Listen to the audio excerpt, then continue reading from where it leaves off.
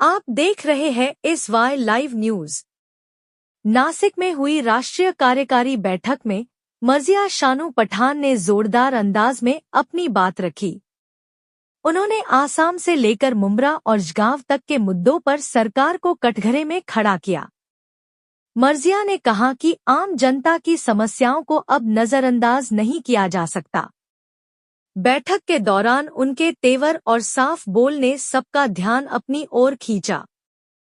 स्थानीय से लेकर राष्ट्रीय स्तर तक की चुनौतियों पर उन्होंने गूंजती हुई आवाज उठाई। से लेकर के मुंब्रा में इलीगल डेमोलिशन चल रही है, आप लोग मीडिया में न्यूज में देख रहे होंगे। ताई मैं यूपीएससी स्टूडेंट रह चुकी हूँ, इलीगल को सपोर्ट नहीं करती हूँ, संविधानाचे विरुद्ध जाऊन काय काम नाही करणार आहे, पण लोगों के साथ सेन्सिटिव्हिटी तो रख सकते हैं ना। जेव्हा इलीगल कंस्ट्रक्शन होत होता तेव्हा तुमचा डिपार्टमेंट झोपला होता का? कोई भी गरीब इंसान यही सोचता है, ताई उसको नहीं समझता है लीगल क्या है इलीगल क्या है। वो सोचता है कि मेरे खुद का घर हो जाए, छत हो जाए, तो वो ले लेता है without compensation, without any promises. उनके आंखों के सामने उनका घर का आशियाना तोड़ा जा रहा है, तो वो ऑफकोर्स डरे हुए, वो ऑफकोर्स सड़कों पे आएंगे। एक डरा हुआ इंसान किसी का भी हाथ पकड़ने की कोशिश करता है सर, मगर पूरे महाराष्ट्र में जहाँ कहीं पे भी डर है वहां पर ये यकीन है, उनकी ये अपेक्षा है कि पवार साहब का हाथ पकड़ना है। सर मैं अभी जलगाव का दौरा करके आई हूँ, 1-2 दिन के लिए मैं जलगाव गई थी। आता आवाज साहेबांनी भी त्या विषयावर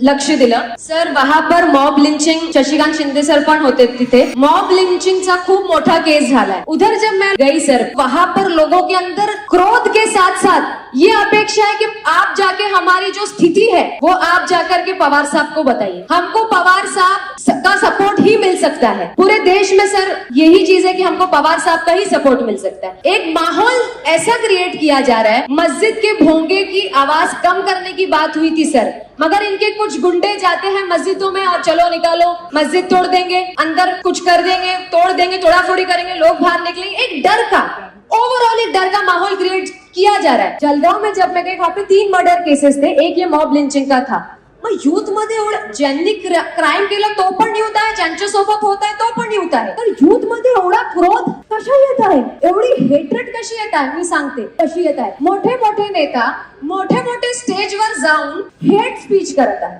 मार दो, काट दो, खत्म कर दो, ये मुल्ले हैं, ये ऐसे है, ये घुसपैठी। ऐसी जब बातें आप यूथ के अंदर इंस्टिल करेंगे, एक तो यूथ में एम्प्लॉयमेंट नहीं है, गरीबी है, महंगाई है, कमजोर है, जब इंसान को आप उसकी सोशल एस्टीम से तोड़ देंगे तो आप उससे जो चाहे वो करा सकते हैं। तो आप ये सोचिए मत कि ये सिर्फ किसी एक कम्युनिटी या एक तबके के समाज के लोगों को जलाएगी। जब आग लगती है तो पूरा गांव जलता है, पूरा समाज जलता है, कोई एक कम्युनिटी के लोग नहीं जलते। आज नेपाल हमारे सामने इसका बहुत बड़ा